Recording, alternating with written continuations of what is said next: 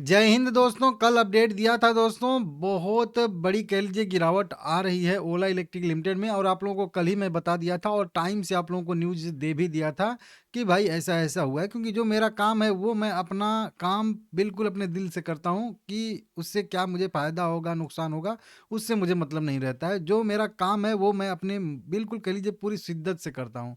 कल रात की खबर आई थी और रात को ही मैं आप लोगों को टोटल अपडेट जो है एकदम क्लियर दे दिया था, अच्छे से समझा दिया था कि क्या न्यूज़ आई है और इस न्यूज़ का मतलब क्या होता है।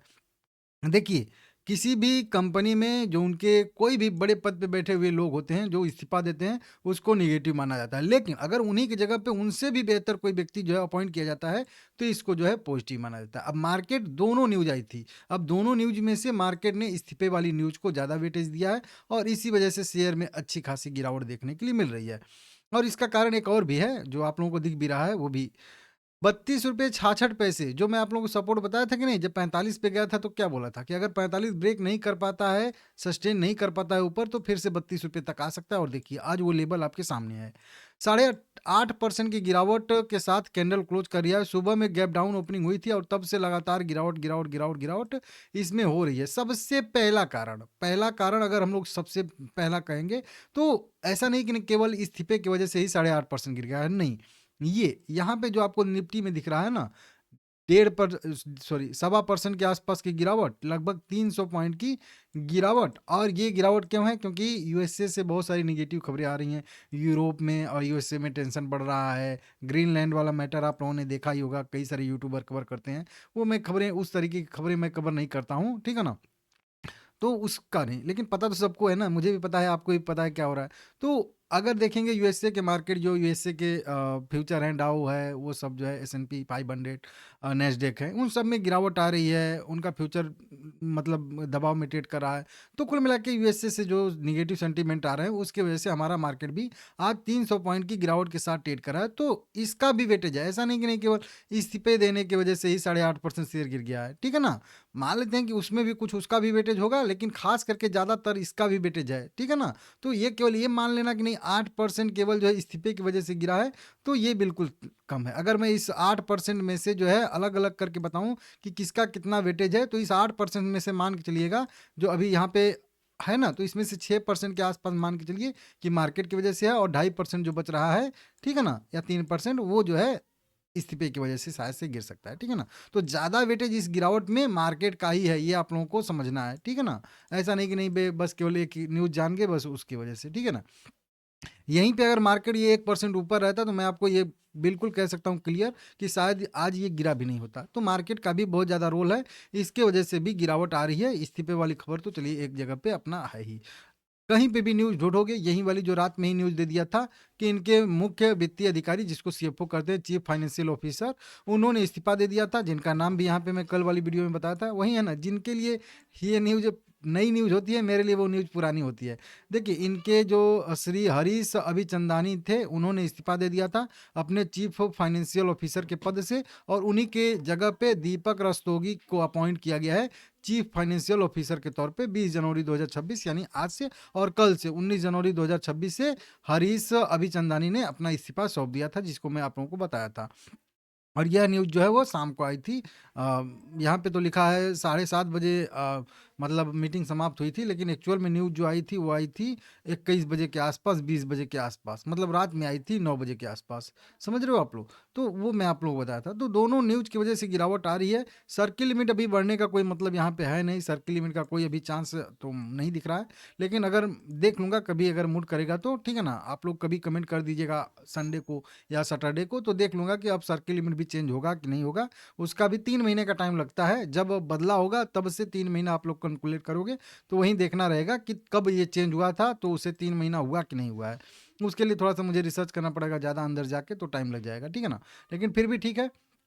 अब देखिए, इसमें लगातार और भी कई सारी खबरें हैं नेगेटिव, इसकी वजह से गिरावट आई है। ऐसा नहीं केवल जो इस्तीफा की वजह से ही आया है, मार्केट का भी वजह है।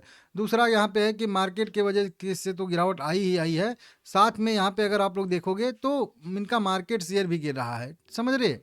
तो अभी ये दिसंबर वाला जनवरी वाला क्वार्टर मंथ का जब इनका सेल्स का डाटा आएगा, तो वहाँ से भी आपको नेगेटिव ही हो सकता है कि कुछ मिले, ठीक है ना? पिछले महीने में दिसंबर में बढ़ा था, अब देखते हैं क्या होता है। तो लगातार इनका सेल्स भी घट रहा है, नई नई प्रोडक्ट ये भी लॉन्च कर रहे हैं, फिर भी जैसे BESS अपना ओला शक्ति लॉन्च कर रहे हैं, ओला की बाइक जो आ रही है रोड स्टार, ठीक है ना, एक्स, वो सब तो नए नए प्रोडक्ट लॉन्च करने के बावजूद भी इनका जो है मतलब सेल्स नहीं बढ़ रहा है, यूनिट नहीं बढ़ रही हैं बहुत ज़्यादा। तो उसके वजह से भी लगातार कंपनी लॉस मेकिंग कंपनी है भी, तो ये क्वार्टरली रिजल्ट भी अब शुरू हो गया है, तो अब आएगा ही इनका ही। तो उस पे भी मार्केट जब रिजल्ट आना होता है, शुरू हो जाता है रिजल्ट सीजन, तब भी कंपनियों का सब कुछ देखा जाता है, तो साथ में रिजल्ट भी तो देखा जाता है। एक नज़र कोई भी मारेगा तो रिजल्ट पे भी तो मारेगा। कोई मान लेते हैं अगर कोई नया व्यक्ति आया और बोला कि उसको लगा कि नहीं ओला इलेक्ट्रिक को मुझे खरीदना चाहिए, वो सब एनालिसिस करेगा क्या है कैसे है, तो सारी उसको खबरें पता चलेगी, वो सेल्स देखेगा, रेवेन्यू देखेगा क्या है कैसे है, सेल्स बढ़ रहा है घट रहा है, तो वो सब देखेगा ही ना। तो उसके वजह से भी थोड़ा आता है। तो ये और जब रिजल्ट सीजन शुरू होता है तभी सब लोग अपने पोर्टफोलियो का भी रिव्यू करते हैं कि हमारे पोर्टफोलियो में अगर 20 शेयर है, इन 20 शेयर में से किस 5 शेयर को हमको हटाना है, किस 5 शेयर को चेंज करके नया 5 शेयर ऐड करना है। तो उसमें भी सभी लोग अपना जो है छाँटते हैं, बनाते हैं कि हाँ, कौन बढ़िया है। तो उनको भी दिखेगा कि भाई ये तो एकदम बिल्कुल दबाव में ही ट्रेड कर रहा है, तो वो लोग भी एग्ज़िट करते हैं। तो इस तरीके से अब ज़रूरी नहीं कि सभी लोग आज ही किए होंगे, लेकिन मैं आपको ये थियरी समझा रहा हूँ, ये लॉजिक समझा रहा हूँ कि ये सब असर एक साथ होता है, तो इसके वजह से थोड़ी-सी दिक्कतें होती है, ठीक है ना? तो इस तरीके से देख लीजिएगा, सॉफ्ट बैंक ने अभी हिस्सेदारी बेची थी, तो ये सब कई नेगेटिव खबरें इसमें आई हैं, उनकी वजह से शेयर लगातार धीरे-धीरे गिर रहा है। अब ये ज़रूरी नहीं कि आज ही उसकी वजह से गिरा है, ठीक है ना? ये सभी पहले से खबरें हैं। आज इसमें कई सारी लार्ज डील जैसे 11 बजे 3 करोड़ रुपए के शेयर बाय सेल हुए हैं। यहाँ पे भी देखेंगे 11 बजे कई सारी लार्ज डील बढ़िया-बढ़िया हुई हैं। बड़ी-बड़ी क्वांटिटी खरीदी बेची जा रही है, तो लार्ज डील भी अच्छा-सा हो रही हैं इसमें। अब गिरावट में लार्ज डील होती हैं तो उसको सप्लाई कहते हैं और तेज़ी में लार्ज डील होती हैं तो उसको डिमांड कहते हैं। तो अभी तो गिरावट हो रहा है, तो 6 करोड़ रुपए के देखिए 10 बजे शेयर बेचा गया है, लगभग 18 लाख। तो इसको कहेंगे कि एडिशनल सप्लाई ये सब आ रही है। तो इसके वजह से भी यहाँ पे असर देखने के लिए मिलता है। बाकी चार्ट तो अपने हिसाब से काम करेगा ही करेगा, उसमें हमारा और आपका कुछ बस चलता नहीं। देखिए पैनिक कितना मार्केट एकदम सीधा एकदम सीधी रेखा में गिर रहा है। यहाँ पे ये निफ्टी का चार्ट है, देखिए अभी ये 20 मिनट पहले कहाँ पे था और 20 मिनट के बाद देखिए कहाँ पे आया, 5-6 कैंडल 5 मिनट वाली। एकदम पैनिक में यहाँ पे गिरावट हो रही है। उधर यूएससी पहले से ही उधर दबाव में ट्रेड करा। ये सुबह में एक गिरावट आई थी, उसके बाद अभी देखिए एकदम पैनिक गिरावट। आप देख सकते हो ना यहाँ पे कितनी ज़बरदस्त ये कैंडल देखिए। हर 5 मिनट की अगर 5-7 कैंडल देखेंगे आप लोग, तो पिछले आधे घंटे में समझ रहे हो यहाँ से कितना था, 25,400 था और 25,400 से कहाँ पे आ गया है 25,200 पे। समझ रहे हो? और ये कैंडल देखिए कितनी बड़ी-बड़ी बन रही हैं। ये दबाव आ रहा है और ये सुबह से देख सकते हो दबाव कितना आया है ऊपर से देखिए, यहाँ से देखिए दबाव। कितना दबाव अच्छा-सा देखने के लिए मिल रहा है। तो ये भी एक कारण है मार्केट का भी, इसके वजह से भी ओला इलेक्ट्रिक गिर रहा है। बस एक ही नहीं कि नहीं हाँ, इस्तीफा, वो तो ठीक है। और ये बिल्कुल अपने सपोर्ट ज़ोन में आ चुका है। अब ये सपोर्ट ज़ोन ब्रेक होगा तो फिर कहाँ तक जाएगा, ये भी मैं आप लोगों को एडवांस में बता के रखा हूँ कि अगला सपोर्ट इसका 20 रुपए के आसपास बनेगा, अगर 32 वाला लेवल और 30 रुपए वाला ये ज़ोन ब्रेक होता है तो, जो कि आप लोगों को समझाया था। तो अभी दिक्कत है मार्केट में और ऐसा नहीं कि केवल यहीं शेयर गिर रहे हैं, सभी शेयर गिर रहे हैं, ऐसी भी बात है।